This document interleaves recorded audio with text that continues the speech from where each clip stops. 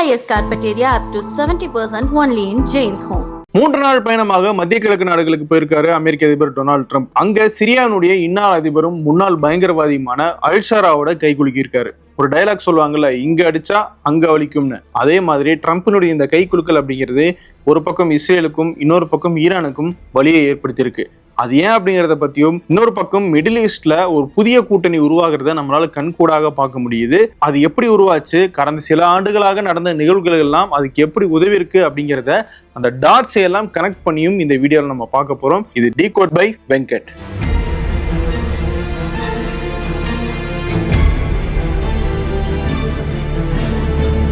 Trump மத்திய கிழக்கு நாடுகள்ல முதல்ல சவுதி அரேபியாவுக்கு தான் போயிருந்தாரு. அங்கதான் சிரியானுடைய இன்னாள் அதிபரான அல்ஷராவை சந்திச்சாரு. அவருடைய சந்திப்புக்கு ஏற்பாடு பண்ணது சவுதி அரேபியாவுடைய இளவரசர் முகமது பின் சல்மான். இந்த சந்திப்பின் போது துருக்கி அதிபர் எர்டோகான் தொலைபேசி மூலமாக இணைந்ததாக தகவல்லாம் வந்துகிட்டு இருக்கு. 25 ஆண்டுகளுக்கு பிறகு அமெரிக்காவை சேர்ந்த ஒரு அதிபர் நேரடியாக சிரியாவை சேர்ந்த ஒரு அதிபரோட பேசியிருக்காரு. இது முக்கியமான ஒரு சந்திப்பாக கருதப்படுது. அதுவும் இவரை பத்தி துப்பு கொடுத்தா $10 மில்லியன் அமெரிக்க டாலர்கள் சன்மானமாக கொடுக்கப்படும்னு அமெரிக்காவால் அறிவிக்கப்பட்டு தேடப்பட்ட ஒரு பயங்கரவாதி தான் அல்ஷரா.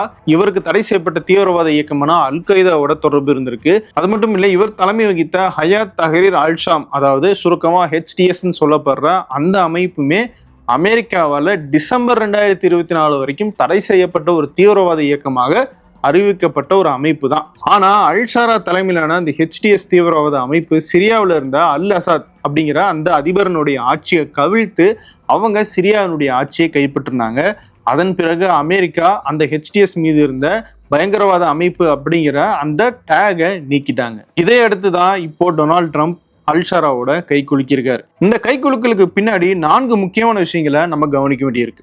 1, சிரியாவினுடைய சிவில் வார், அதனுடைய விளைவு என்ன அப்படிங்கிறது. 2வது, இஸ்ரேலுக்கும் சிரியாவுக்கும் என்ன பிரச்சனை. 3வது, சிரியாவும் அமெரிக்காவும் ஒன்று சேர்றதுனால ஈரானுக்கு ஏற்படுற பிரச்சனை என்ன. 4வது, தி ஆப்ரஹாம் அக்காட்ஸ் அப்படின்னு சொல்லப்படுற ஒப்பந்தம். இது 4 பத்தியும் தான் நம்ம தெரிஞ்சுக்கணும். முதலாவதாக சிரியாவில் நடந்த சிவில் வார். இதை பத்தி நம்ம ஏன் தெரிஞ்சுக்கணும் அப்படின்னா, அப்போதான் அல்ஷரா இந்த இடத்துக்கு எப்படி வந்தார் அப்படிங்கிறத பத்தியும், சிரியாவை சுத்தி நடந்த சர்வதேச அரசியல் என்ன அப்படிங்கிறத பத்தியும் நம்மளால புரிஞ்சுக்க முடியும். 13 ஆண்டுகளுக்கு முன்னாடி சிரியாவில் உள்நாட்டு போர் மூண்டுச்சு. அதுக்கு காரணம் சிரியாவில் இருந்த அல் அசாதினுடைய ஆட்சி மேல மக்களுக்கு கடுமையான அதிருப்தி இருந்துச்சு. அவருடைய ஆட்சியை கவிழ்க்கணும் அப்படிங்கிற நோக்கத்துல இருந்தாங்க. அரசுக்கு எதிரான அந்த போராட்டம் அப்படிங்கிறது நாளடைவில் ஆயுத குழுக்களுடைய உருவாக்கத்துக்கு காரணமாக இருந்துச்சு. அந்த ஆயுத குழுக்கள் அரசுக்கு எதிராக சண்டை போட ஆரம்பிச்ச போது அது உள்நாட்டு போராக மாறுச்சு. இப்ப நான் சொன்ன HTS, இது போக குர்திஸ்தான் படைகள்னு பல்வேறு ஆயுத குழுக்கள் இங்க உருவாகி சண்டை போட்டாங்க. இதுல அமெரிக்கா குர்திஸ்தான் படைக்கு சப்போர்ட் பண்ணாங்க அல் அசாதினுடைய ஆட்சிக்கு எதிராக. அதே மாதிரி ரஷ்யா நேரடியாக அல் அசாதினுடைய ஆட்சிக்கு உதவியாக இருந்தாங்க, அவங்க சப்போர்ட் பண்ணிட்டு இருந்தாங்க. ஈரானும் அல் அசாதினுடைய ஆட்சிக்கு உதவியாக இருந்தாங்க. ஈரானிய அல் அசாதுக்கு சப்போர்ட் பண்ணாங்க அப்படிங்கிறதுக்கான காரணத்துக்கு நான் பின்னாடி வரேன். இந்த உள்நாட்டு போருக்கு மத்தியிலும் 13 ஆண்டுகளாக அல் அசாத் தன்னுடைய அந்த அதிபர் அப்படிங்கிற இருக்கையை தக்க வச்சுட்டு இருந்தாரு, ரஷ்யா மற்றும் ஈரானோட உதவியோட. ஆனா சமீபத்துல ரஷ்யா உக்ரைனோட போர்ல இருந்ததுனால சிரியா பக்கம் பெரிய அளவிலான கான்சென்ட்ரேஷன் பண்ண முடியல. இது அங்க இருந்த ஆயுத குழுக்களுக்கு ஒரு பெரிய பிளஸ்ஸா அமைஞ்சிருச்சு. இன்னொரு விஷயம், ஈரானுடைய சப்போர்ட்ல தான் லெபனான்ல ஹெஸ்புல்லா அப்படிங்கிற அந்த அமைப்பும், காசாவில் ஹமாஸ் அப்படிங்கிற அமைப்பும் செயல்பட்டு வராங்க. ஹெஸ்புல்லா சிரியாவிலையும் தங்களுடைய தாக்குதலை அப்பப்போ நடத்திக்கிட்டு இருந்தாங்க அல் அசாதினுடைய ஆட்சிக்கு ஆதரவாக. ஆனா இஸ்ரேல் ஹமாஸ் மேலேயும் ஹெஸ்புல்லா மேலேயும் தாக்குதல் நடத்தி அந்த 2 அமைப்புகளையும் வீக்கன் பண்ணதுனால அவங்களால சிரியாவுக்குள்ள ரொம்ப வலுவாக செயல்படுத்த முடியலை. ஒரு பக்கம் ரஷ்யா, இன்னொரு பக்கம் ஈரான், இருவருமே சிரியாவில் இருந்த தங்களுடைய பிடியை தளர்த்த வேண்டிய ஒரு சிச்சுவேஷன் ஏற்பட்டுச்சு. அப்படிப்பட்ட சிச்சுவேஷனை தெளிவாக பயன்படுத்திக்கிட்ட HTS போன்ற உள்நாட்டில் இருந்த ஆயுத குழுக்கள் அங்கிருந்த அல் அசாதினுடைய ஆட்சியை மிக வேகமாக கவிழ்த்து ஆட்சியை பிடிச்சிட்டாங்க.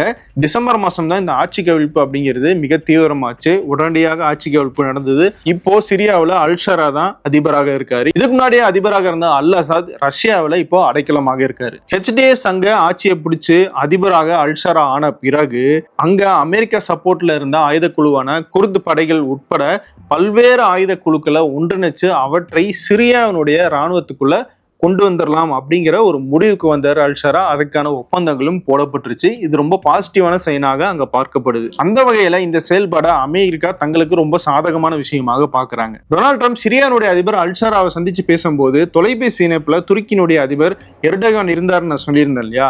எர்டோகான் ஏன் இங்க வராரு, துருக்கி ஏன் இந்த விஷயத்துல வருது அப்படிங்கிற ஒரு கேள்வி வருதுல்ல. துருக்கி சிரியாவோட எல்லையை பகிர்ந்துட்டு இருக்கிற ஒரு நாடு. அங்க துருக்கியினுடைய அரசாங்கத்துக்கு தலைவலியா இருக்கிற அமைப்பு தான் PKK, அதாவது குர்திஸ்தான் ஒர்க்கர்ஸ் பார்ட்டி. துருக்கி அரசாங்கத்துக்கும் PKKவுக்கும் இடையில பல ஆண்டுகளாக மோதல் நடந்துகிட்டு இருக்கு.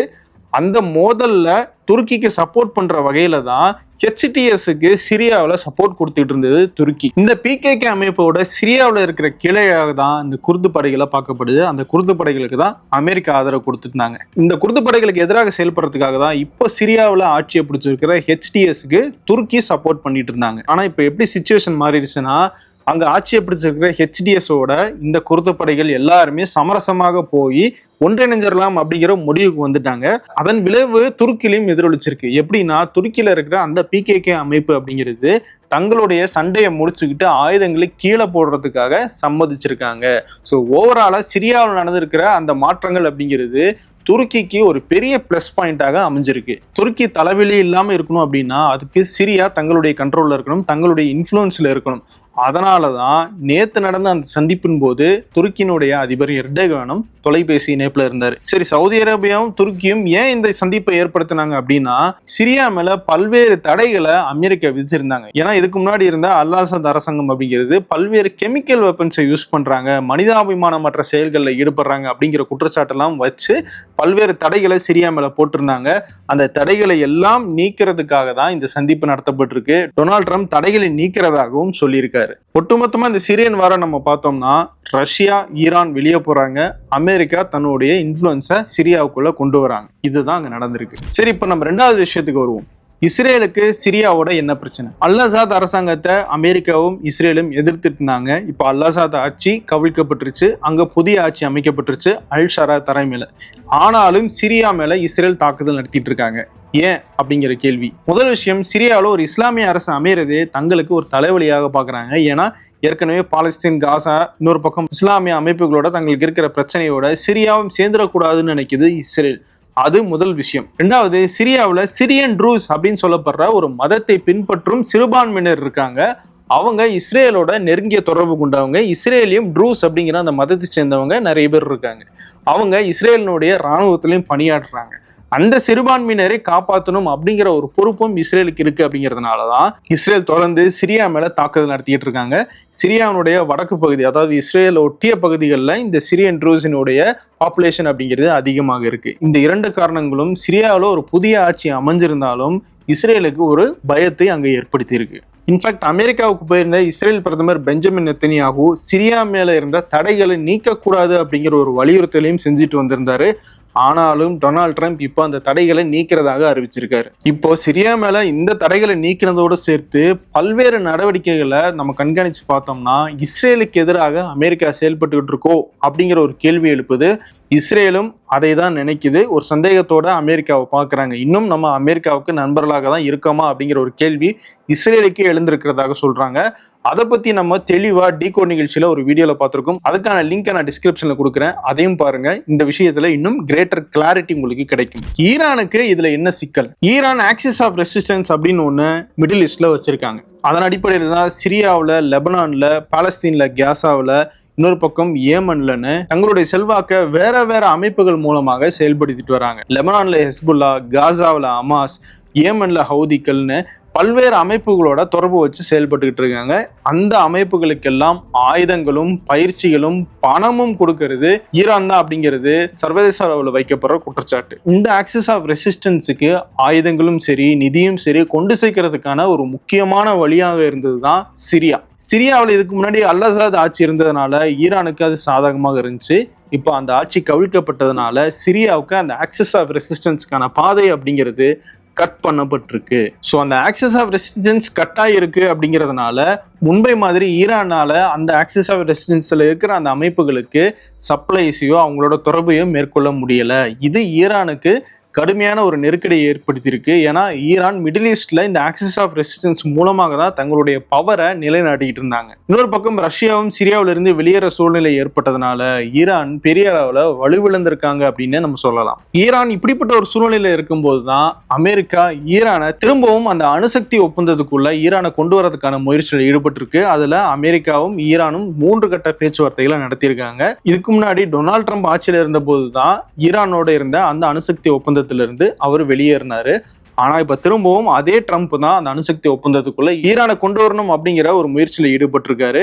ஏன்னா ஈரான் தனியாக அணு ஆயுதங்களை அதிக அளவுல தயார் பண்ணிக்கிட்டு இருக்காங்க அப்படிங்கிற ஒரு குற்றச்சாட்டு வந்திருக்கு. ஆனா ஈரான் தொடர்ந்து அதை மறுத்துக்கிட்டு தான் இருந்திருக்காங்க. நாங்க எனர்ஜி, அதாவது எரிபொருள் தேவைக்காக மட்டும்தான் இந்த அணு ஆயுதங்களை பயன்படுத்திக்கிட்டு இருக்கோம் அப்படின்னு அவங்க சொல்றாங்க. ஆனா அதை அமெரிக்கா நம்புறதா இல்லை. இப்போ அவங்கள ஒரு பேச்சுவார்த்தைகளை கொண்டு வந்திருக்காங்க. சர்ப்ரைசிங்லி இந்த பேச்சுவார்த்தை அப்படிங்கிறது மிகவும் சுமூகமாக போய்கிட்டு இருக்குன்னு சொல்றாங்க. இதுவும் இஸ்ரேலுக்கு ஒரு நெருடலை ஏற்படுத்தியிருக்கு. ஏன்னா இஸ்ரேலுக்கும் ஈரானுக்கும் ஏற்கனவே பிரச்சனை இருக்கு. ஈரானுடைய பேக்கப்ல இருக்கிற ஹமாஸும் ஹிஸ்புல்லாவும் இஸ்ரேலுக்கு தலைவலியா இருக்கு. அப்படி இருக்கும்போது ஈரானோட அமெரிக்கா ஒரு சுமூகமான பேச்சுவார்த்தை நடத்துறது அப்படிங்கிறதையும் இஸ்ரேல் சந்தேகமாக பார்க்கிறதாக சொல்றாங்க சர்வதேச அரசியல் பார்வையாளர்கள். 4வது விஷயம் தி ஆப்ரஹாம் அக்கார்ட்ஸ். இந்த ஆப்ரஹாம் அக்கார்ட்ஸ் அப்படிங்கிறது அமெரிக்காவில் உருவாக்கப்பட்ட ஒரு ஒப்பந்தம். இதன் அடிப்படையில மத்திய கிழக்கு நாடுகள்ல இருக்கிற முக்கியமான நாடுகள் எல்லாம் இஸ்ரேலோட ஒரு நல்லுறவை ஏற்படுத்துறதுக்கான ஒரு வழியை இந்த ஒப்பந்தம் உருவாக்குது. அதன் அடிப்படையில் ஏற்கனவே ஐக்கிய அரபு அமீரகம், பஹ்ரைன், மொராக்கோ ஆகிய நாடுகள் எல்லாம் இந்த ஆப்ரஹாம் அக்கார்ட்ஸ் குழு இருக்காங்க. அவங்களுக்கும் இஸ்ரேலுக்கும் இடையில வர்த்தகம், கல்ச்சர் போன்ற விஷயங்கள் எல்லாம் ஒரு பரிமாற்றம் நடந்துகிட்டே இருக்கு. இந்த ஆப்ரஹாம் அக்கார்ட்ஸ்குள்ள மிடில் ஈஸ்ட்ல இருக்கிற நாடுகளை எல்லாம் கொண்டு வரணும் அப்படிங்கிறது தான் அமெரிக்காவினுடைய நோக்கம். அதை திரும்பவும் ட்ரம்ப் கையில எடுத்திருக்காரு. அந்த அடிப்படையில இப்போ சிரியாவையும் அந்த ஆப்ரஹாம் அக்கார்ட்ஸ்குள்ள சேர்க்கறதுக்கான முயற்சி நடக்குது அப்படின்னு சொல்றாங்க. அதுக்கான விருப்பத்தை ட்ரம்ப் கிட்ட சிரியாவுடைய அதிபர் அல்ஷாரா சொல்லியிருக்காரு அப்படிங்கிற தகவலும் வருது. ஆனா இந்த ஆப்ரஹாம் அக்கார்ட்ஸ்குள்ள சிரியா வர்றது இஸ்ரேலுக்கு பிடிக்கல. நான் ஏற்கனவே சொன்ன காரணங்கள் எல்லாம் இருக்கு. ஆனா அமெரிக்கா என்ன சொல்றாங்க, ஆப்ரஹாம் அக்கார்ட்ஸ்குள்ள சிரியாவை கொண்டு வரதன் மூலமாக இஸ்ரேலுக்கு தான் நல்லது நடக்குது.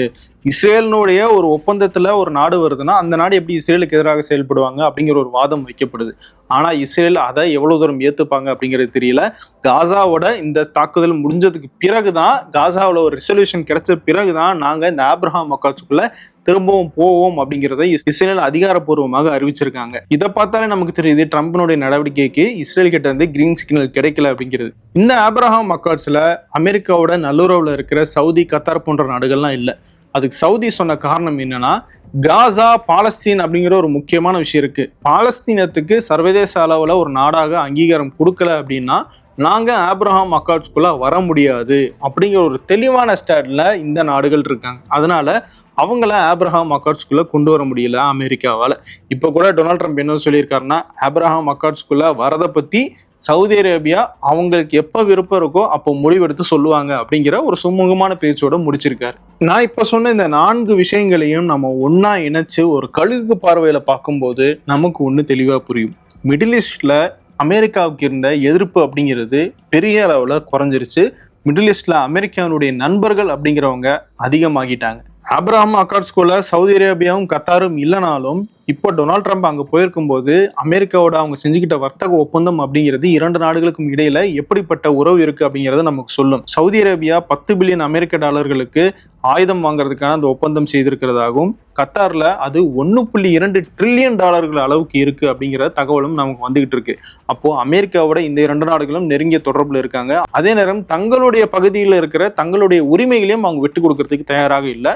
ஆனால் ஓவராலா இது சுமூகமான உறவா இருக்கு. இன்னொரு பக்கம் இஸ்ரேல் அமெரிக்காவோட சப்போர்ட்ல இருக்காங்க. இப்ப சிரியாவையும் அமெரிக்காவோட அந்த சப்போர்ட்டுக்குள்ள கொண்டு வந்துட்டாங்க. ஈராக்கினுடைய அரசு படைகளுக்கு அமெரிக்கா தான் நிதியுதவி பண்ணிட்டு இருக்காங்க. இன்னொரு பக்கம் ஜோர்டான், UAE, மொராக்கோ, பஹ்ரைன் இந்த நாடுகள் எல்லாமே அமெரிக்காவோட ஏதோ ஒரு வகையிலே சார்ந்து இருக்காங்க.